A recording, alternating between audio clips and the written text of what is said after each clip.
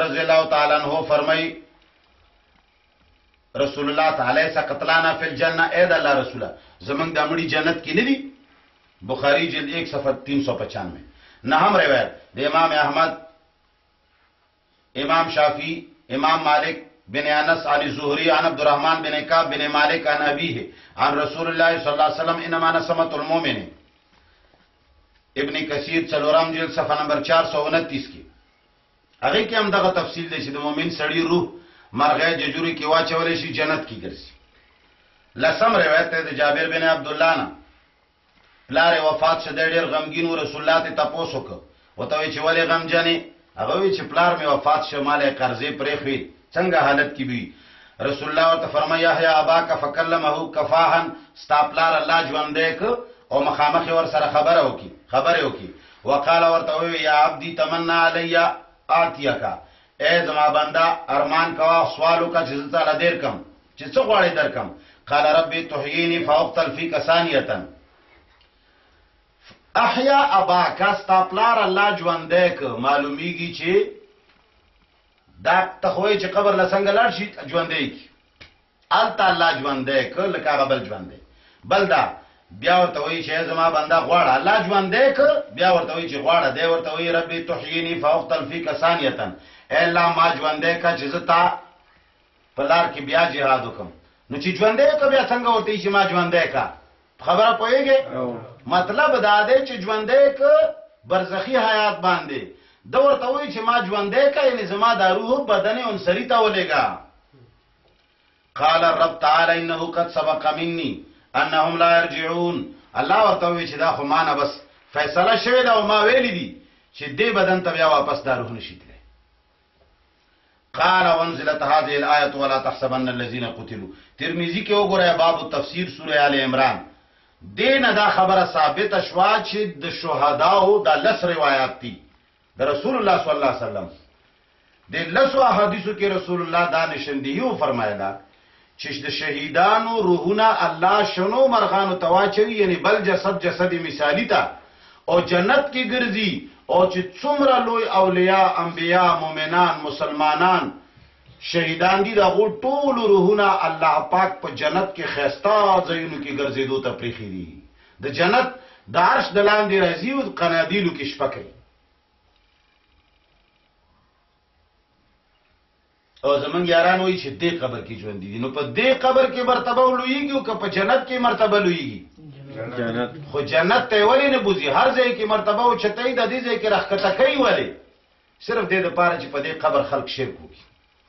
او دا تفسیر چې د ماده رسول الله صلی الله علیه وسلم لسو احادیث باندې وکړه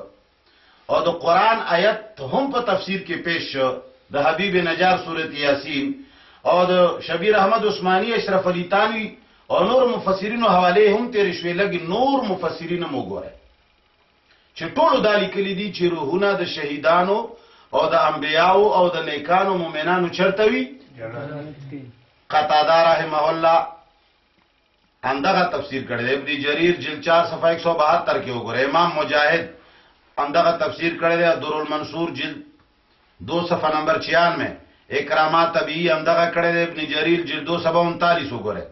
امام قرطبی جلد 4 صفحہ 270 تفسیر ابو سعود جلد 4 صفحہ نمبر 429 جلد 1 صفحہ 179 جلد 2 صفحہ نمبر 113 تفسیر قاسمی جلد 2 صفحہ نمبر 323 مدارک جلد 1 صفحہ نمبر 102 بیضاوی صفحہ 82 کشاف جلد 1 صفحہ 206 تفسیر کبیر جلد 2 صفحہ 55 تفسیر عزیزی پارہ 2 صفحہ نمبر 561 روح المعانی جلد 2 صفحہ 20 خازن تحت الآیت زاد المسیر پارہ 2 آیت نمبر 154 صفحہ نمبر 195 آل عمران صفحہ نمبر 240 الماوردی جلد 1 صفحہ نمبر 437 تفسیر المنیر تحت الآیت البقرہ و عمران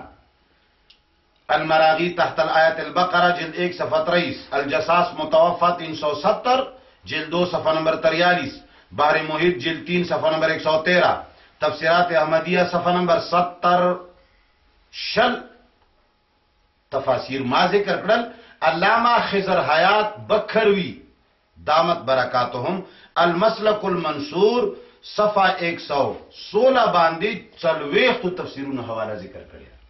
دا څلوېخت واړه تفسیرونه دا وایي چې د انبیاو او د شهیدانو او د نیکانو روحونه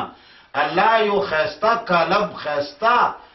مرغله ورواچوي او هغه په جنت کې ګرځي او په جنت کې وي دوی وایي چې نه قبر کې وي اوس الله او رسول او دا تمام احادیث او صحابه او تفسیرونه ومنو کدا نننی مولیانو منو بس په دې خبره تاسو فیصله وکړئ اوس دوی څه وایي زمونږ کابرین تاسو کابرین څوک دي زه په دې نه یم پوه کابرین مو علماء دیوبند وي خو راځي هغه وګورو راځي د اکابرینو تفاسیر وګورو اشرف علی تانوی رحمه الله د دیوبند لوی مشر بیان القرآن جلد 1 صفحہ نمبر 295 کی لکھی جو لوگ اللہ کی راہ میں یعنی دین کے واسطے قتل کیے گئے ان کو اور مردوں کی طرح مردہ مت خیال کرو بلکہ وہ لوگ ایک ممتاز حیات کے ساتھ زندہ ہیں سترگے وغڑا پدی تفسیر کی سترگے وغڑا بیان القرآن کے رحم اشرف علی سے وہی سوک چدا اللہ پلار کے قتل شوی دی ان کو اور مردوں کی طرح مردہ خیال مت کرو دو نورو مڑو پشان عام مڑے مگنا مطلب دا ہے مڑے گنا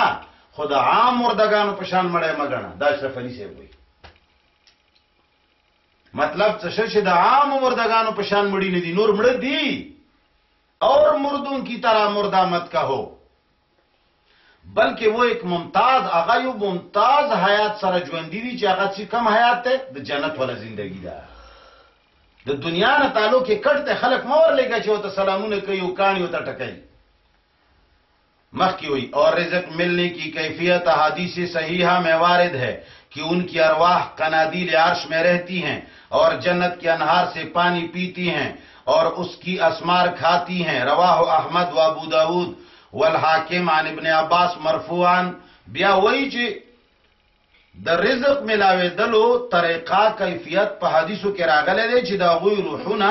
قنادیل د عرش لاندې وسیږي او جنت نهرونو نه خوراکونه کوي یعنی د خاور قبر کې خوراکونه نه دي جنت کې خوراکونه کوي دا اشرف علی صاحب وای نو اوس اخر چې هغه نه مانی مقصد دې صرف دا چې د قبر ته روح راشي چې د خلک ورته سجده ولګي امدغه اشرف علی تانی پر بیان القرآن کی جلد 1 صفحہ 97 کی بیا لکھی ایسے مقتول کو شہید کہتے ہیں اور اس کی نسبت گویا گورا دا خغور سروال عبارت ایسے مقتول کو شہید کہتے ہیں اور اس کی نسبت گو یہ کہنا کہ وہ مر گیا ہے صحیح ہے وی اگرچہ دا سے شہید تا مڑے یل جائز دی څه شي دی څه خوای کنه د کونډې زویا څه خو بویا کنه وہی گو یہ کہنا کہ وہ مر گیا ہے صحیح ہے وہی داسی شہید تا اگر کتم مڑے وائے نو مڑے ویل جائز دی صحیح ہے اور جائز ہے لیکن اس کی موت دوسرے مردوں کی سی موت سمجھنے کی معاملات کی گئی ہے وہی صرف خبر دادا چې د هغه مرگ دو نورو مردگانو پشان عام مرگ پشان مرگ مگنا مڑے کېدل مڑے ورته ویل جایز دی روا دی خود عام مردگانو پشان مڑے مگنا خاص مڑے وگنا چې شهید دی امدغه اشرف علی تانی رحمت الله علیه دو ځای په تفسیر کې دریم ذیل امداد الفتاوا دغه فتاوا ده جلد 5 صفحہ نمبر 418 کی لکھی احادیث میں تصریح ہے انما نسمت المؤمن طائر يعلق في شجر الجنة حتى يرجعه الله الى جسده يوم يبعثه ابن کثیر جلد 4 صفحہ نمبر 429 کی هم دغه عبارت موجود ده هغه دا حدیث په دلیل کې پیش کړی چې د مؤمن سړی روح الله د شنه مرغه په ججور کې واچي او جنت کې ګرځي دوی وایي چې نه خاور ډیری کې پروت ده بل تفسیر وګوره د دیوبند د دیوبند یو تفسیر بیان القرآن درې حواله د اشرف علی تانی ذکر شو مولانا احمد سعید دہلوی دیوبندی تفسیر دے تفسیر کشف الرحمن جلد 1 صفحہ نمبر 591 آغا ہوئی میدان کارزار میں جو حضرات شہید ہو جاتے ہیں इनके मुतल्लिक आवाम के ख्यालात की इस्लाह मकसूद है और मुनाफिकों और काफिरों को ये बात बतानी है कि वो लोग बड़े मर्तबे के हैं। तुम इनकी मौत को हकीर और मामूली मत समझ तुम उसकी मौत को हकीर और मामूली मौत समझते हो, हालांकि वो जिंदा है। एक खास किस्म की जिंदगी उनको मुयस्सर है, अगरचे इस जिंदगी की कैफियत जिंदों की समझ में ना आए। मखकिली की हदीस में आता है कि शुहदा की अरवाह सबज या सफेद रंग के परिंदों में जन्नत की नेमतों से मुतमत्ते होती है। जन्नत में जहां चाहती है आती जाती है। शाम को उनकी अरवाह हर्श इलाही के नीचे किंदीलों में आकर बसेरा करती है। द टोल तफसीर तर्जमा मुख्तसर अल्फाजों की वही चे दा तफसीर कशफ रहमान की सईद अहमद सईद देलवी देवबंदी वही चे द अवामो और द मुनाफिकानो और द काफिरानो द ख्यालातो इस्लाम मकसूद दा ची अगुई द शहीदानो पबारकी वे चे मड़ा बस लाड़ो तबाशो दम जिंदगी मजो न हुआ तो नो वही चे अल्लाह दा और खुदल गवाड़ी ची दा गो मर्ग हकीर मामूली मगणे अगुई त अल्लाह यो खास किस्म ज्वंद वर करे रे और द अगुई द जिंदगी कैफियत अगर चिस्तासु समझ के नाराजी और ब्या द हदीस पर हवाला लिखली दी ची द अगुई रूहुना द शनो या द स्पिनो मरगानो जजुरु की वाचई द जन्नत नेमतुनु न खोंदुना अखली मजे कई ओ शाम ता माखाम टाइम वापस द अर्श लांदी राजी और पते रही वक्त रही। दा देवबंदे तफसीर मोई ची द रूहुना चरता दी जन्नत की दी। दरियम गोरा मौलाना अब्दुल हक हक्कानी देवबंदी तफसीर हक्कानी जिल्द 2 सफा नंबर 108 और बला नुस्खा जिल्द 1 सफा 706। आगा वही जमहूर अहले सुन्नत वल जमात का एक कौल है कि उनको हयात रूहानी नसीब होती है। वही जमहूर उम्मत दे कायल दे चिदा रू दा जिंदगी चिदा दा जिस्मनी जिंदगी ना दा चिदा जिस्म इजवान दे देना रूहानी जिंदगी दा जिसको मौत कहते हैं चाहे ता मर्ग वेले सीधा मर्दी। इससे वो इलाका जिसमें यानी रूह का जिस्म से ताल्लुक मुनक़ता हो जाता है और रूह कायम व सालिम दूसरे आलम में मुंतकिल हो जाती है। और जो अबरार और नफूसी कुदसिया हैं उनकी रूह जिस्म लतीफ के साथ जन्नत और आलम कुदस के बागों में जहां चाहती है ऐश मनाती फिरती है। चुनांचे जो हदीस में आया है कि सबज परिंदों के पोटों में डाली जाती है। नुदेम वही चिकम ज्वंद शहीदान ता हासिल दे आगा रूह प बल बदन की वाचई द जन्नत प बागुनु की मजी कई दुई पदी जोर कई चना जन्नत की नदी जी देखावरू की चिदा खल्क और तशरीकू की और मर्तबा लगा नूरम खकतश। अल्लाह अकबर। अल्लामा सैयद अमीर अली देवबंदी दाम देवबंदे दे चलोरम हवाला द देवबंद तफसीर मवाहिबुर रहमान जिल्द 2 सफा नंबर 143 द सूरत आल इमरान वला तहसबन लजीना 169 आयत लांदी लिखी। फायदा उनकी रूहें सबज परिंदों की पोटों में हैं। वो जन्नत में जहां चाहते हैं चरते फिरते हैं जैसा कि हदीस में वारिद हुआ है। यहां से मालूम हुआ कि जिंदगी फकत रूह को है जिस्म को नहीं है। और हशर में सबके जिस्म जब जिंदा होंगे तो उनके जिस्म भी जिंदा होंगे। सुमरा सफा खबर है। वही चे दुई रूहुना मरगानो जजुरु तवाचवलेशी जन्नत की गिरजी लकसंग चे हदीस की रागली दी। वही मालूम अशवा चे दुई जिंदगी फकत रूह लरादा जिसम जवंदे न दे। और हशर के द क़यामत पर चे सरंग नूर खल्क रूहुना बदनुनु सरा दिखाओ बदनुनु सरा मिलावीगी न द शहीदान रूहुना बम बदनुनु सरा मिलावीगी देना मखकी न मिलावीगी। या अल्लाह दे दी मुसलमानानो ता हिदायत। मुफ्ती आजम द पाकिस्तान मुफ्ती मोहम्मद शफी देवबंदी मारिफुल कुरान जिल्द 2 सफा नंबर 237 की लिखी आयत का शान नुजूल अबू दाऊद से ब इस्नाद सही इब्न अब्बास से मरवी है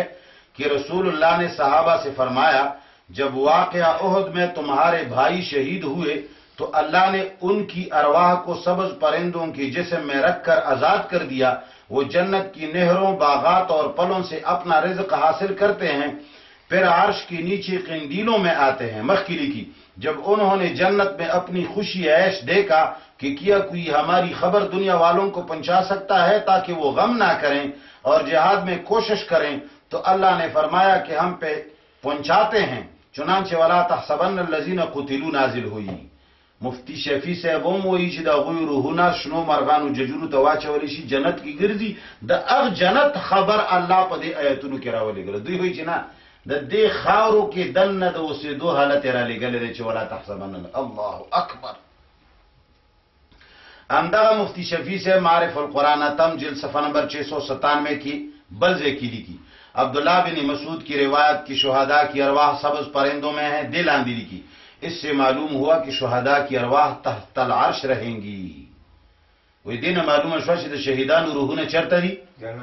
جنت کی د عرش لاندې دي اور جنت کی سیر کر سکیں گی. اور سورۃ یاسین میں حبیب نجار کا واقعہ قیل ادخل الجنہ سے معلوم ہوا کہ حبیب نجار موت کے ساتھ ہی جنت میں داخل ہو گئے. اور بعض روایات حدیث سے بھی ارواح مومنین کا جنت میں ہونا معلوم ہوتا ہے. ان سب کا حاصل ایک ہی ہے کہ مستقر ارواح کا 7ویں آسمان پر تحت العرش ہیں اور یہی مقام جنت کا بھی ہے. اور دلیل پہ ویل انما نسمۃ المؤمن طائر يعلق في شجر الجنت حتى ترجعه الى جسده يوم القيامه.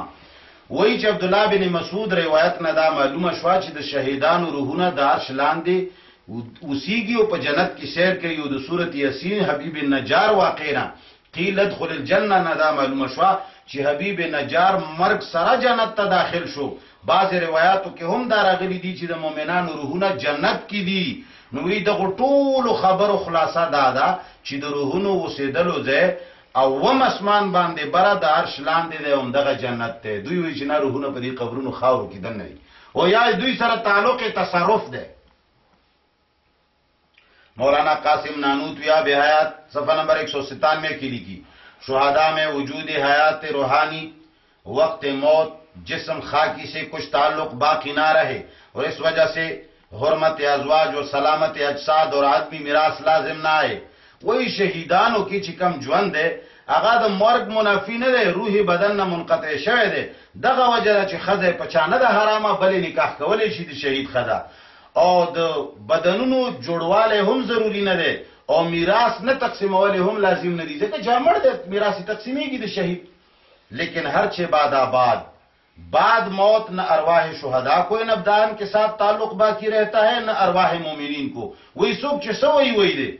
خو نه د شهیدانو د روحونو د دې خاور بدن سره څه تعلق شته او نه د مؤمنانو د روحونو د دې خاور بدن سره څه تعلق شته. اتنا فرق ہے کہ بمجرد انقطاع علاقہ جسد اول یا بعد چندے شہداء کی ارواح کو تو اور ابدان کے ساتھ تعلق پیدا ہو جاتا ہے اور اس حساب سے ان کو حیات روحانی جسمانی دونوں حاصل ہو جاتی ہے. وہ صرف دمرا خبر ادا چې څنګه د دې بدن د شهید روح ووزي نو الله د شهید روح یو بل بدن ته واچوي هغه کې هغه ته حیات حاصل شي. نو ځکه ورته خلق حیات بدنی هم وایي. هغه نه دا بدن مراد نه وي حیات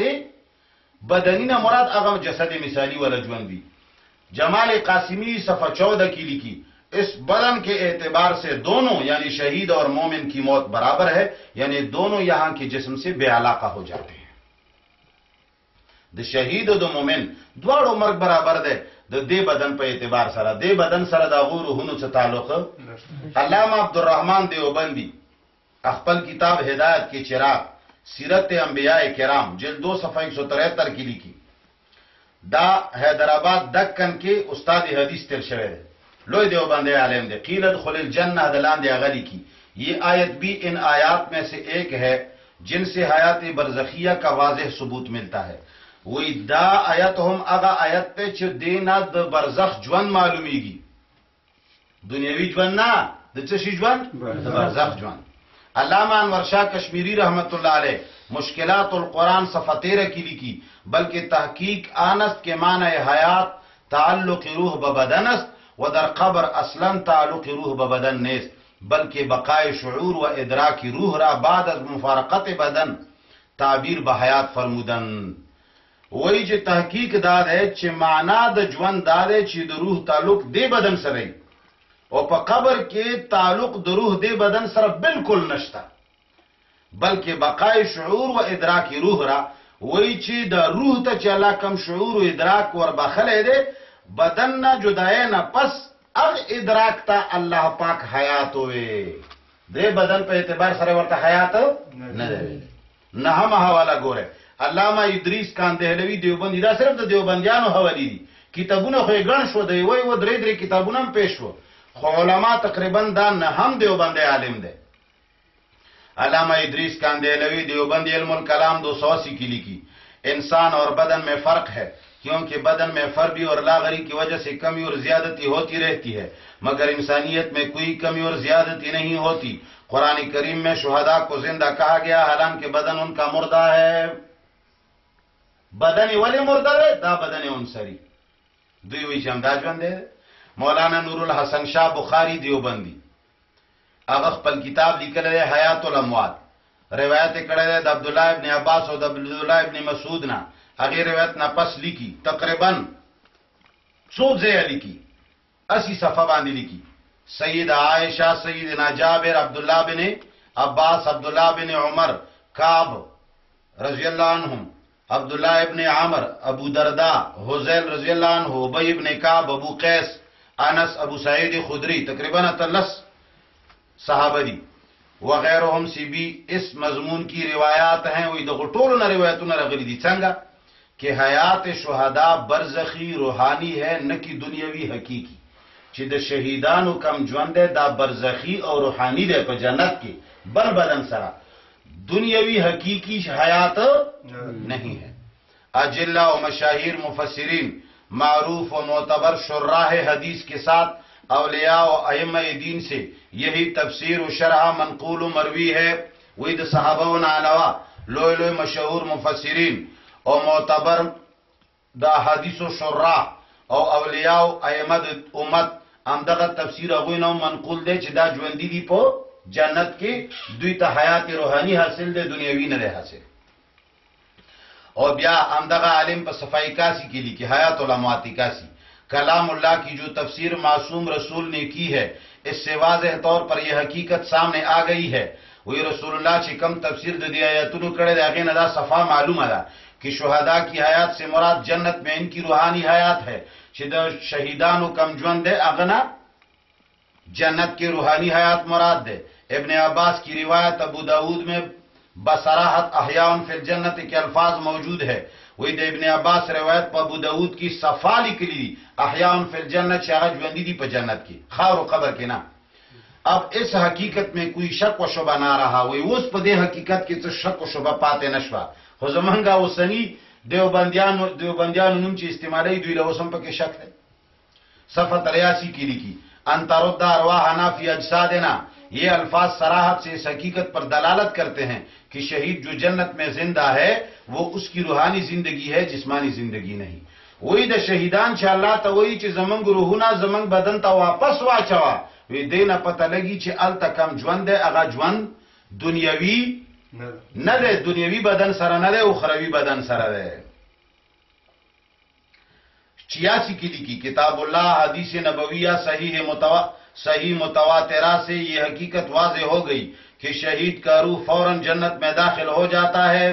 وہی دا اللہ دا کتاب و دا پیغمبر صحیح متواتر و روایت دا معلوم شوا چی شہید سنگ مرشی جنت تے فوراً روح زی رہا جسم تو شہید کا جسم روح اور جان کے بغیر رہ جاتا ہے وہی دا شہید بدن خاورو کے بغیر دا روح پاتی کی گی دا خلق پا امدے قبر والا گلو نگ دی امدے کے ورطا سلامون کئی و وقت تینا کئی بیاء رستو پا دے صفحہ 86 باندے دا جنگ اجنادین واقعہ ذکر کردے دا دا جنگ اجنادین واقعہ دارا چی کلا رومی فوجونا پسپاشون نو دا رومیانو دا مسلمانانو پا منز کی یو تنگ زے کے جنگ را گئے آدومرا تنگ لاروا چاگی کی صرف یو مجاہد جنگی دلے شنو دا عمر ابن العاص رضی اللہ عنہ دا طول جنگ امیرو دا غرور حشام بن عاص رضی اللہ تعالیٰ عنہ اگا تنگ لار تورنن و تو جنگی کولو چاگی کی شہید شد نو چی شہید شخو پتنگ لار کی پریوتا کن نو اوس دا آغا چی کم بدن مبارک ہو آغا پا لاری کی پروتو نو کبل صحابی جنگ لورتلے نو اس پا با دا آغا پا لاش خطا دا اغ شہید پا بدن باندے بے پخی لگوالی نو عمر ابن العاص چی دا دی حشام رور و مشر آغوی چی یا ایوہ الناس اے خلقو ان اللہ قد استشہدہو ورفع روحہو انما ہی جست فاتیوها الخیل ثم اوطأہو ہوا ثم تبعہ الناس حتا قطعوه اعلان وکړي خلکو زمارور الله شهید کړي او د روح خجولې د جنت ته دا خو صرف جسم بدن پروت ته بغیر د روحه دی باندې اس په اوخه جوه خیر ده خېدی په اوخه جی نو وی اواز د په اس په اوخه جوه وته بیا نور صحابه تر دې پورې چې هغه بدن ټوکړي ټوکړي شو د اس په د خو سره کله چې روميانو له شکست ورکو بیا واپس راغې داغه ټوکړي راټولې کړي او دفن یې کړي یعنی د صحابي د اعلان نه دا پته ولګیدا چې د صحابي هم عقیده دا چې د شهید روح چرته زی دوی وی جنان دغه خاورو کې ده عبد الله ابن زبیر چې کله شهید کو دغه وخت حکومت په سولې باندې اوخه جوړ نو داغه مور اسماء بنت صدیق رضی الله عنها ډېر غمجن ناستوا او د زوی د لاش کته چې هغه زوړندو پانسی کړو نو ابن عمر رضی الله تعالی عنہ داغه مور ته څوي لا تحزني فإن الأرواح عند الله في السماء وإنما هذه جثة ورته وی چې مور مخه پکېګا روحونه د الله سره اسمانونو کې جنت کې مزي کوي دا خو جثه ده روحي جنت کې مزي وکي الله اکبر امام الوسی الحنفی جلد 2 صفحہ نمبر 21 امام خازن جلد 1 صفحہ نمبر 109 امام قرطبی جلد 4 صفحہ نمبر 270 د ټولو کې هم دغه واقعا دغه قصه لیکل شاه عبد العزيز محدث دهلوی تفسیر عزیزی پارا 2 صفحہ نمبر 560 کی لکھی واصل این احادیث متواتر است و در صحیحین نیز موجود هغه وی چې د شهیدانو متعلق چې دا کم روایت دي چې د شهیدانو روحونه چرته دي جنت کې دي وای دغه احادیثو اصل په بخاری او مسلم کې مشته او دا روایت متواتر دي متواتر چې څوک ته منکر شي ګډوډ بشي تواتر معنوي ته وی چې رسیدلی نو د دې ټولو د دیوبند علماو او د دې امت مفسرین او د آیتونو تفسیر کې د سورته یاسین تفسیر او د رسول الله صلی الله علیه وسلم 10 احادیث او بشمار د علماء دیوبند حوالونه دا پته ولګیدا چې شهید روح الله بل بدن کې واچوي او هغه په جنت کې مزي کوي او د عرش لاندې اوسيږي او دا بدن بغیر د روح په دې خاورو کې پروت وي او الله پاک خپل مرزي دا کم خلقو بدنونه چې الله د خاورو نه ستي مثال لکه انبیاء کرام دي یا شهیدان دي چې الله پاک دا غوی روحون بدنونه ساتي بغیر د روح هم ساتل شي لہذا دې باندې دې پورې اوسه پورې منګه ژوند شهیدانو ذکر کو چې شهید روح په جنت کې ده او دا تمام امت علما مفسرین احادیث مبارکه او آیاتونه وایي چې بدن یې بغیر د روح په خاورو کې پروت دی دی باندې د انبیاء حیات دلالت النصر ثابتيږي او ان شاء الله سبا وي واخر دعوانا الحمد لله رب العالمين